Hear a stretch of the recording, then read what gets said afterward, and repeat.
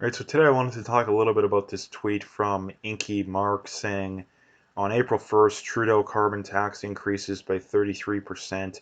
Canadians produce less than 2% of the world's greenhouse gases. Trudeau's carbon tax is nothing more than a tax grab. And again, he's very much right about that, and that it is nothing more than a tax grab. I've been over this stuff a lot, but I wanted to get into it a little bit more because, again, it's going up again on April 1st. And I think one of the worst things about it too is that at least in Alberta, um, I don't know. A lot of people, a lot of the lefties would call you crazy for this, but if you look at it in the states, gas prices have gone up significantly since Biden was elected, or especially took office. And the same thing has gone for Canada, in that at least where I'm at, gas prices were below a dollar for basically the entirety of the whole virus situation. I don't remember them going over a dollar, at least where I'm at. Now it's at like $1.15, $1.16 for like the last month. So again, that's a pretty significant. You're looking at like a 20-25% jump. And again, like when the carbon tax comes in, it's going to go up even a little more probably, right? So the something that's very important here is that how unaffordable does life have to get for people before more people start pushing back? We already know that the carbon tax costs the average person, I think it's in the thousands of dollars every year. Like, this is the thing you really need to ask people when it comes to the carbon tax, because the average person is too stupid to, when money is indirectly taken from them, they're not smart enough to recognize that. That's why so many people think that healthcare is free. But if you actually told people, okay, we're gonna start fighting climate change, but they actually sent people a bill for $1,000, you know, saying, yeah, you gotta write the government a check for $1,000. I would bet money that the percentage of Canadians that supported a carbon tax would go down significantly, at least 10 or 20%. Like, if it was any less than, I would bet money it would be at least 10%. And this is how the average person thinks. That again, and this is why one of the biggest reasons why the average person is broke, right? Because the average person blows $20 a week on coffee, and they say, oh, it's only $20 a week.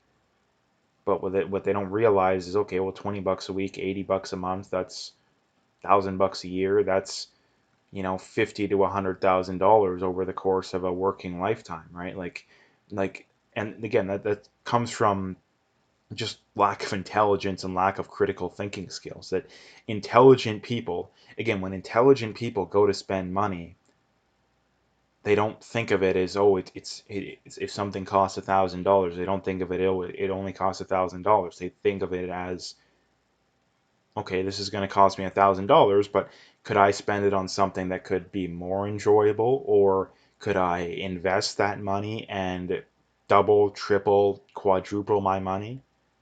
That's how intelligent people think about money. Dumb people think about money, oh, it's only $20 a week on coffee, who cares? Right? Or it's only whatever, it's only an extra 500, $1,000 a year for this carbon tax nonsense, who cares? But like I told you, if that money was taken directly, like if the government sent people a direct bill, then they would be all up in arms against it. Like you see all the time, like prime example, you see this all the time of people who have on their heating and either their utilities bill, or this is another big one. You see the farmers that have their bills during harvest because they're using a ton of fuel during those times. They'll say, "Oh, I was charged an extra $10,000 this year because of the carbon tax." Like you see this, the guys that are getting thousands of dollars, even sometimes in the tens of thousands of dollars, just in carbon tax, and they're all up in arms against it, rightfully so. But that's because they're directly seeing it. When you go to fill up with gas, they're not breaking down, okay, this is how much, if gas is a dollar a liter, it's okay, well, it's costing the gas station 80 cents to buy it.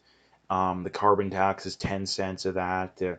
another 5 cents goes to paying all the workers and paying the bills, and then 5 cents is the profit. You don't see that. You just see gas is $1, you pay $1, right? And that's the big problem. And that, I think that it's the worst thing too. And that's why is society so untransparent? Why are we so afraid of it? Like, if the carbon tax was such a great thing, then they wouldn't be so scared of that information getting out.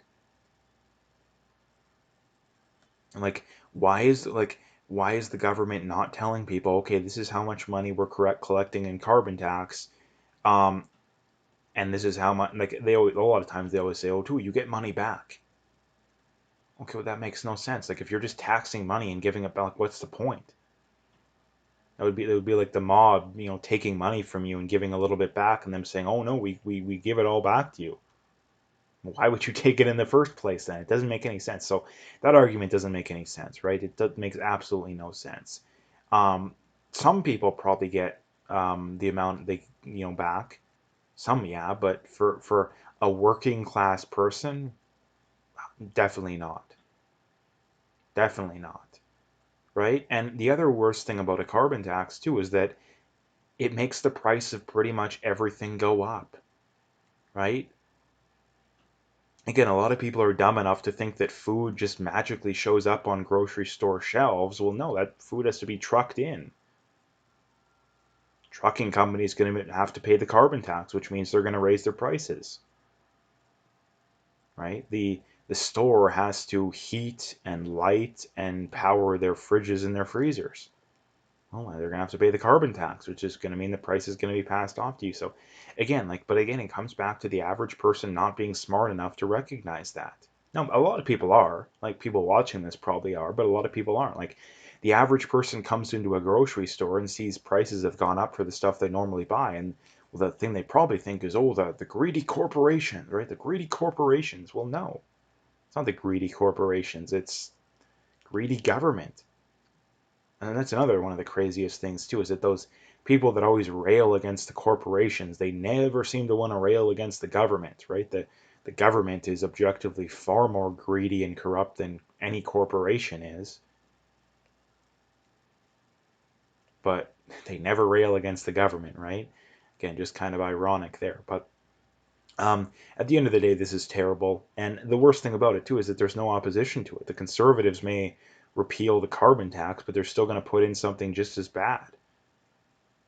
So again, no matter who you vote, well, I mean, there are some people you can vote for that are actually going to do good, but pretty well, no matter who you vote for, you're screwed.